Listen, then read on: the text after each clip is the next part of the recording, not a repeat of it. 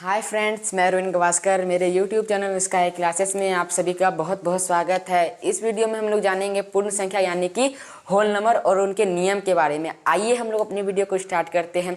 देखिए, पूर्ण संख्या यानी कि होल नंबर क्या होता है। प्राकृतिक संख्या के समूह में शून्य को मिलाने से बनी संख्या के समूह को पूर्ण संख्या यानी कि होल नंबर कहते हैं।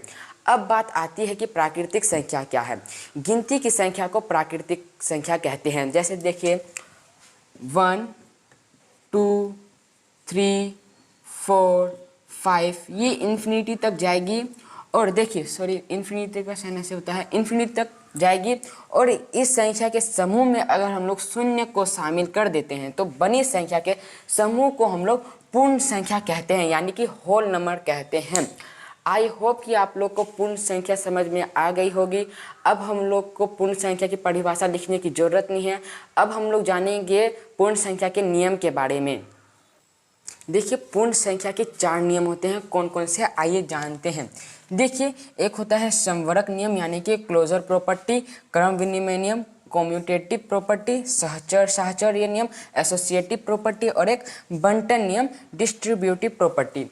आज हम लोग इस वीडियो में 2 नियम को पढ़ेंगे।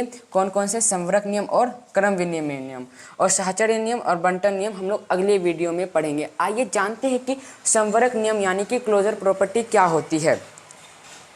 देखिए, पहले से रेज कर लेते हैं। देखिए, अब जानते हैं हम लोग क्लोजर प्रॉपर्टी यानी कि समवर्ग नियम क्या होता है। देखिए, 2 पूर्ण संख्याओं के बीच हम लोग 4 प्रकार के ऑपरेशन कर सकते हैं। वो कौन कौन से हैं। देखिए, जैसे हम लोग लिख सकते हैं, माना कि ए और बी क्या है, 2 पूर्ण संख्या है। ए प्लस बी लिख सकते हैं, ए माइनस बी, ए इंटू बी और ए डिवाइड बी। लेकिन क्लोजर प्रॉपर्टी में 2 प्रकार के जो नियम है, 2 प्रकार के ऑपरेशन सेटिस्फाई होते हैं। कौन कौन से, एक एडिशन के और एक मल्टीप्लाई के। अब एडिशन में कैसे होते हैं, आइए जानते हैं। देखिए जैसे कि माना कि ए और बी 2 क्या है, पूर्ण संख्या है। और ए और बी क्या है, 2 पूर्ण संख्या और दोनों का योगफल भी एक पूर्ण संख्या है। सी भी एक पूर्ण संख्या है। जैसे 6 + 3 = 6 एक यहाँ पे क्या है, पूर्ण संख्या, 3 भी एक पूर्ण संख्या है। ये दोनों का योग भी एक पूर्ण संख्या होगा। 9 भी एक पूर्ण संख्या है। जैसे कि 6 + 2, 6 यहाँ पे 6 और 2 क्या है, पूर्ण संख्या है। और ये दोनों का योग भी एक पूर्ण संख्या होगा। और जैसे कि 9 + 2, 9 भी एक पूर्ण संख्या है, 2 भी एक पूर्ण संख्या। ये दोनों का अगर हम लोग एडिशन करेंगे यानी कि योग करेंगे तो ये दोनों का योग भी एक पूर्ण संख्या होगा। अब ये तो जान गए, ये हमारा कहलाएगा क्लोजर प्रॉपर्टी ऑफ एडिशन। योग वाला हमारा कहलाएगा क्लोजर प्रॉपर्टी ऑफ एडिशन। अब जानते हैं मल्टीप्लाई में कैसे ये रूल लागू होता है यानी कि सेटिस्फाई होता है। जैसे कि माना कि ए बी क्या है, 2 पूर्ण संख्या है। ये दोनों पूर्ण संख्या का गुणनफल भी एक पूर्ण संख्या होगा। जैसे कि ए यहाँ पे पूर्ण संख्या है, 2 बी भी एक पूर्ण संख्या है। ये दोनों का गुणनफल भी एक पूर्ण संख्या होगा। जैसे कि 5 × 3 = 15। यहाँ पे 5 और 3 क्या है, पूर्ण संख्या। ये दोनों का गुणनफल भी एक पूर्ण संख्या में प्राप्त हुआ है। जैसे कि 6 × 4, 6 और 4 यहाँ पे पूर्ण संख्या है और दोनों का रिजल्ट यानी कि गुणनफल हमें पूर्ण संख्या प्राप्त होगा। इसलिए ये जो है क्लोजर प्रॉपर्टी में सेटिस्फाई होता है। और इसे जो मल्टीप्लाई वाला है इसे हम लोग बोलते हैं क्लोजर प्रॉपर्टी ऑफ मल्टीप्लिकेशन। अब जानते हैं कि सब्ट्रैक्शन और डिवाइड में ये क्लोजर प्रॉपर्टी में सेटिस्फाई क्यों नहीं होता है। देखिए, माना कि ए बी क्या है, 2 पूर्ण संख्या है। ये दोनों पूर्ण संख्या, जैसे कि a माइनस बी, अगर हम लोग जैसे कि a में से b घटाते हैं, 2 पूर्ण संख्या में से अगर घटाते हैं तो हमें प्राप्त संख्या भी एक पूर्ण संख्या होगी। जैसे कि c भी एक पूर्ण संख्या है। जैसे कि 5 - 3 = 2। जैसे कि यहाँ पे 5 और 3 क्या है, 2 पूर्ण संख्या है। ये दोनों का जो घटा के जितना भी हमारा रिजल्ट आया है ये भी एक पूर्ण संख्या है। यहाँ पे तो ये अप्लाई हो गया। जैसे कि हम लोग इसे उल्टा देते हैं, जैसे कि 3 - 5, तो यहाँ पे हमारा क्या आ जाएगा, -2 आ जाएगा, जो कि -2 हमारा पूर्ण संख्या नहीं है। इसलिए यहाँ पे जो क्लोजर प्रॉपर्टी में सब्ट्रैक्शन का जो है रूल लागू नहीं होता है। तो क्लोजर प्रॉपर्टी डिवीजन में लागू क्यों नहीं होता है, जैसे कि एक एग्जाम्पल लेते हैं, जैसे कि 10 डिवाइड 2। 10 भी यहाँ पे क्या है, एक पूर्ण संख्या है, 2 भी एक पूर्ण संख्या है। ये दोनों का भागफल क्या आएगा, एक पूर्ण संख्या आएगा। 5 भी यहाँ पे क्या है, पूर्ण संख्या है। और जैसे कि हम लोग एक एग्जांपल लेते हैं, जैसे कि 15 डिवाइड 2। 15 यहाँ पे क्या है, एक पूर्ण संख्या है, 2 भी एक पूर्ण संख्या। और ये दोनों का भागफल देखते क्या आता है, पूर्ण संख्या आता है या नहीं आता है। ये दोनों का भागफल क्या आ जाएगा, 7.5, जो कि 7.5 जो है ये पूर्ण संख्या नहीं है। इसलिए यहाँ पे जो है क्लोजर प्रॉपर्टी में डिवीजन का ऑपरेशन जो है सेटिस्फाई नहीं होता है। हम लोग जानते हैं कम्यूटेटिव प्रॉपर्टी यानी कि क्रम विनिमय नियम।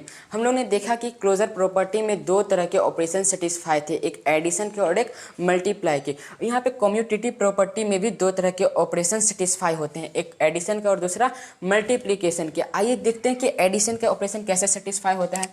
जैसे कि माना कि ए प्लस बी, ये दोनों क्या है, एक पूर्ण संख्या है। दोनों क्या है, पूर्ण संख्या। इस टर्म को क्या हम लोग बी प्लस ए लिखेंगे, हाँ हम लोग लिख सकते हैं। इससे ही हम लोग कम्यूटेटिव प्रॉपर्टी यानी कि क्रम विनिमय नियम कहते हैं। जैसे कि 5 + 3 = 3 + 5, 3 + 5, ये दोनों का योग हमेशा सेम आएगा। जैसे कि ये दोनों का योग करते हैं तो 8 आ जाता है, और ये दोनों का योग करते हैं तो 8 आ जाता है।